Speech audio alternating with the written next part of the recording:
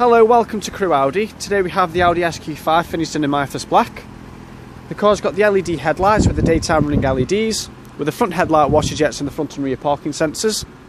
At the side of the vehicle we have the 20-inch Star Design alloy wheels with the red brake calipers, with the chrome surrounds on the exterior windows with the privacy glass from the B-pillar backwards, with a full power tailgate with the LED backlights with the dynamic sweep indicators and the rear tow bar. Now this is an Audi used approved vehicle, so you will get the 145-point check, a remainder of the manufacturer's warranty and a remainder of the manufacturer's roadside assistance. Moving to the front of the vehicle, the car has the Alcantara suede on the inside of the door cards with the electronic folding exterior mirrors, the quilted leather fine napper front seats with the S&Boss logo,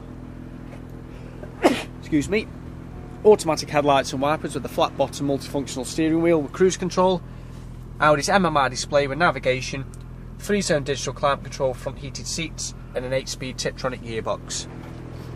Now if you'd like any more information on this Audi SQ5, if you'd like to contact us here at Crewe Audi on 01270 50 70 70. Thank you for watching.